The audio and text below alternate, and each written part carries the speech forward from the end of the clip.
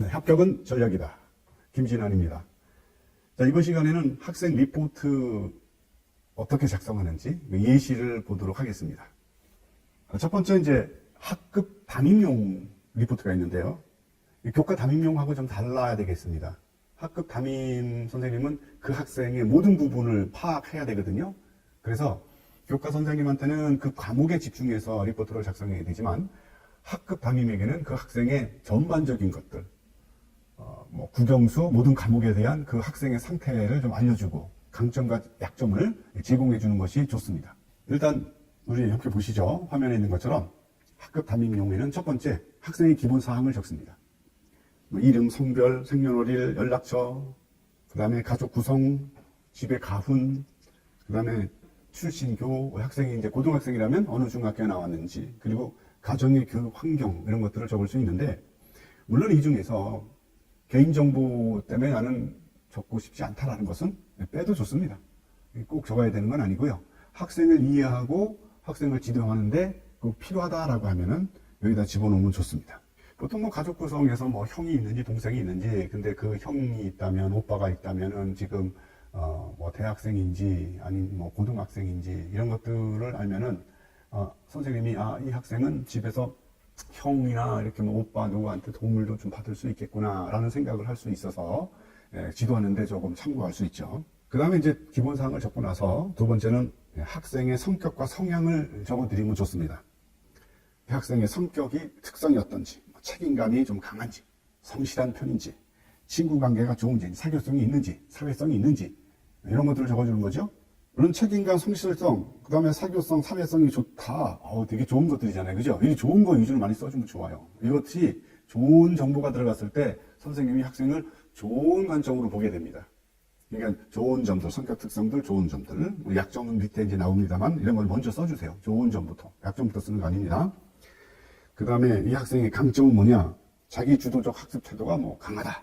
모든 것을 자기가 계획해서 모르면 자기가 인터넷 검색해서 모든 해결 방법을 찾아내는 이런 악착 틈이 있다. 지적 지구력과 호기심이 되게 강한 그런 학생이다. 이런 것들을 적어주면 선생님이 그런 측면에서 아이를 알아보게 되죠.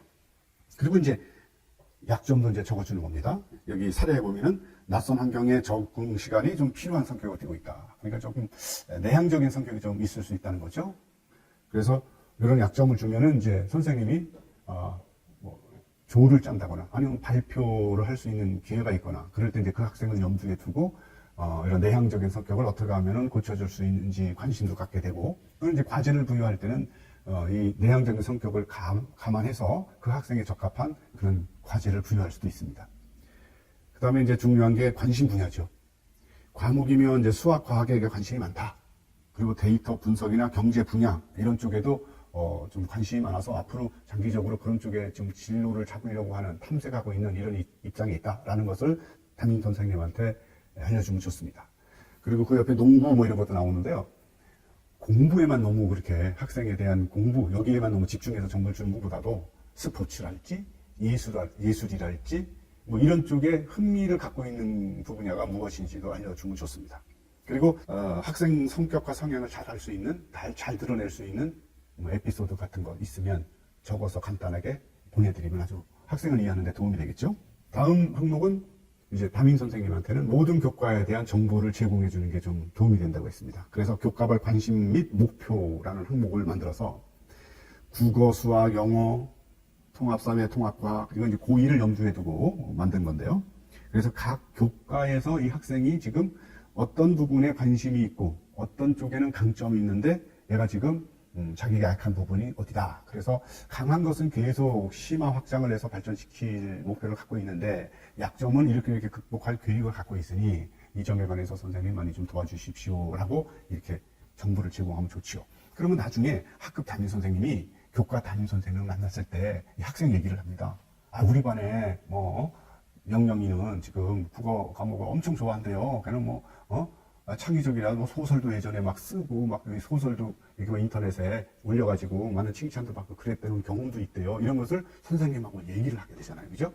그래서 교과 담임 선생님도 이제 그 해당 교과에 대한 정보를 이제 우리가 별도로 제공하겠습니다만 담임 선생님도 그걸 알고 있어야 그 학생을 균형 있게 학급 담임과 교과 담임 선생님이 힘을 합해가지고 관심을 갖고 그 학생을 지도하고 이끌어주는데 큰 도움이 될 것입니다. 그래서 담임 선생님은 각 교과에 대한 정보를 다 제공해줘라, 그런 얘기입니다.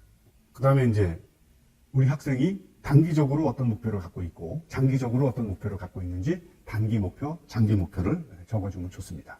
이 목표를 정해주면은 나중에 학생한테 이제 우리가 이 리포트를 지금 학기 초 리포트잖아요. 이 컨설팅을 계속 이제 받으시면 학기 초 리포트, 학생 리포트 외에 학기 중간에 우리가 리포트를 또 보내드려야 되는 게 있어요. 이거는 나중에 또 말씀드리려고 했는데 지금 미리 잠깐 말씀드리면 학기 초에 이런 것을 보내드렸는데 지금 선생님께서 지도를 해서 지금 한 2달, 3달 뒤에 아이가 이렇게 변했습니다. 참 감사합니다. 그래가지고 리포트를 하나 또 만들어서 드려야 됩니다. 그래야 선생님이 이 학생이 정말 어떤 발전을 했고 이것을 학생 본인과 학부모님도 알고 있구나라고 해서 선생님이 신이 나는 거예요. 열심히 관심 갖고 지도했는데 피드백이 안 와. 피드백이 꼭 성적으로만 오는 게 아니잖아요. 고맙다는 인사를 하거나. 저는 가장 기쁠 때가 언제였냐면은 학생이 내 수업을 듣고 나서 선생님 저는 그 수업 듣고 정말 진로를 제가 이제 경제학을 가르쳤을 때 경제 분야 경제학자가 되는 게 제 꿈이었어요. 이렇게 얘기를 했는데 며칠 뒤에 부모님이 전화가 와가지고 우리 애가 선생님 과목을 너무 좋아하고 너무 재밌어한다. 걔는 그래서 경제학과로 가겠다고 저렇게 집에서 얘기를 한다. 이 얘기를 들었을 때 선생님이 존재의 의미를 느끼잖아요. 더 관심을 갖고 또 걔가 그쪽으로 가면은 지원해주기 위해서 필요한 책도 읽게 하고 그 다음에 어떤 소논문 어떤 참고 논문을 읽어라라고 이렇게 추천도 해주고 이런 것들이 전부 생활기록부에 이렇게 반영이 되는 겁니다. 이런 피드백을 학기 초에만 하는 게 아니고 학기 중간 이런 것을 작성해서 선생님한테 피드백을 드려야 되는 겁니다.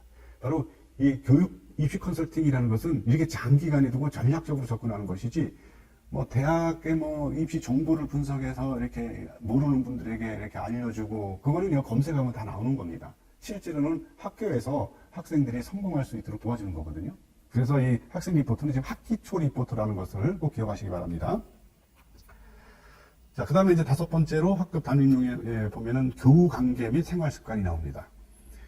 이게 대단히 중요합니다. 이 학생이 지금 학생들하고 지금 친구들하고 관계가 어떻게 일어나고 있는지, 원만한 성격인지, 아니면 좀 까다로운 성격인지, 친구들과 잘 어울리는 성격인지, 혹시 이제 그 학교에 가장 친한 친구가 있으면 누구인지, 이런 것들도 정보를 드리면 좋습니다.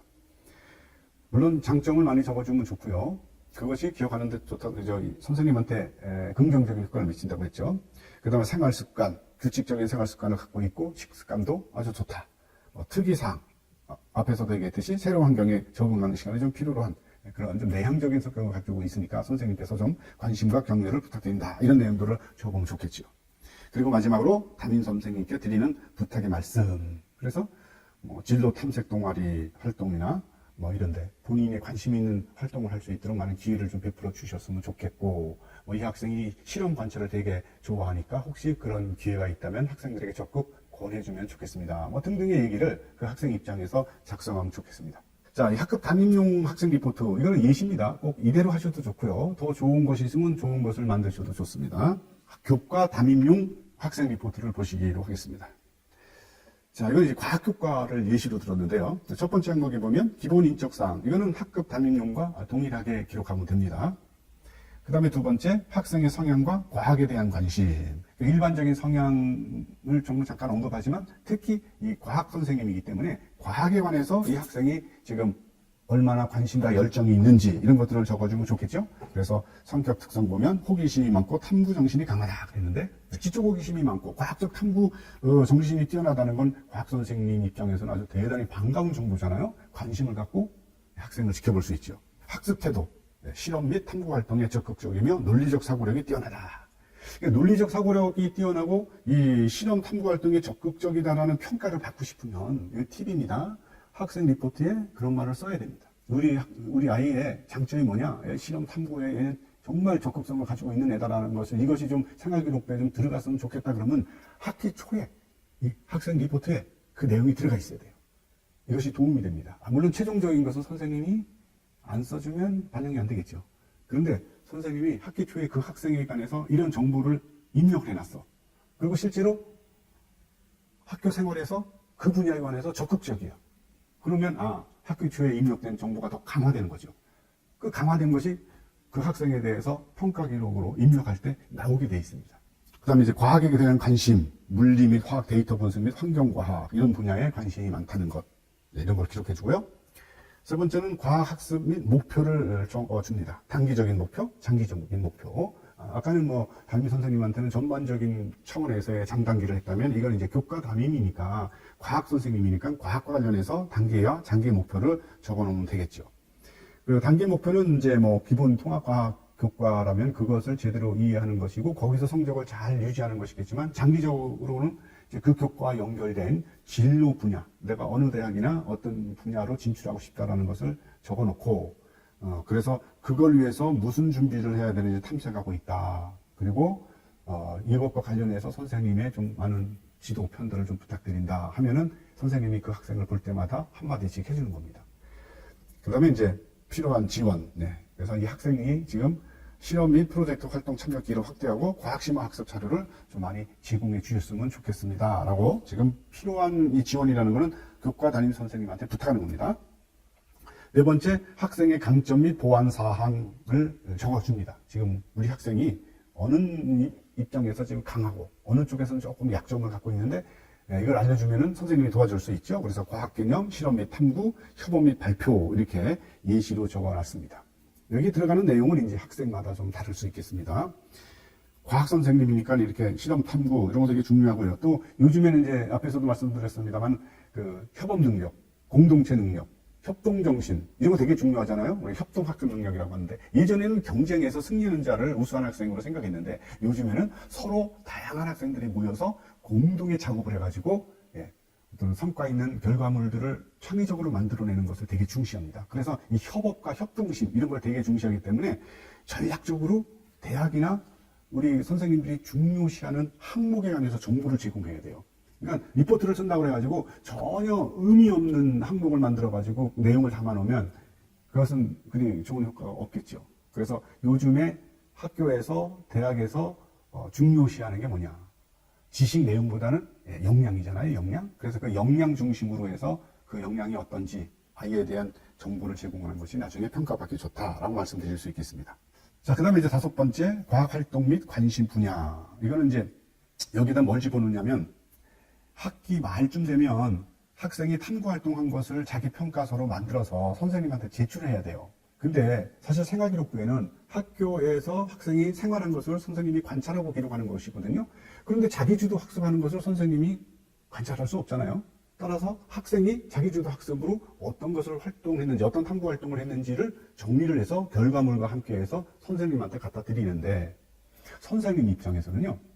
야, 이게 네가 한 건지 아니면 다른 사람이 해준 걸 네가 갖고 왔는지 내가 어떻게 알아? 알 수가 없는데.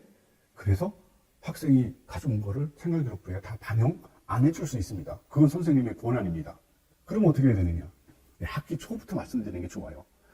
아니면 중간 리포트에 담는 것도 좋습니다. 지금 이 학생이 과학과 관련해서 이러이러한 주제의 탐구를 하고 있습니다. 이러이러한 실험을 하고 있습니다.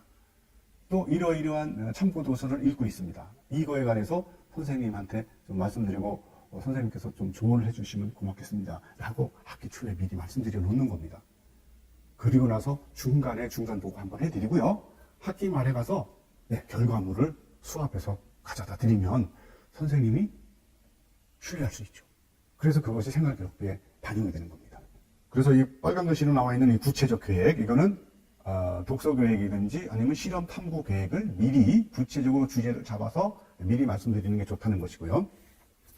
자, 그 다음에 이제 마지막에 학부모의 기대 및 부탁 말씀을 적고 이렇게 학생 리포트를 정리하면 되겠습니다. 이것은 이제 예시로 말씀드렸고요. 앞에서도 말씀드렸습니다만 이 작성이 어려우신 분들은 저희 컨설팅 센터에서 학생 리포트 작성에 도움을 드리고 있으니 도움을 받으셔도 좋습니다. 자, 오늘은 학기 초에 해야 될 중요한 것, 학생 정보와 그리고 그 정보를 알리기 위해서 리포트를 어떻게 작성하는지 사례도 들고 그 다음에 중요한 점을 살펴보았습니다. 두 번째 전략이 있어요. 학기 초에 할 거는 선생님과 좋은 관계를 만드는 겁니다. 다음 시간에는 선생님과 좋은 관계를 만들기 위해서 학생, 학부모님께서 어떻게 할 수 있는지 팁을 드리는 시간을 함께 가져보도록 하겠습니다. 오늘 수고 많으셨습니다. 합격은 전력이다. 김진환이었습니다.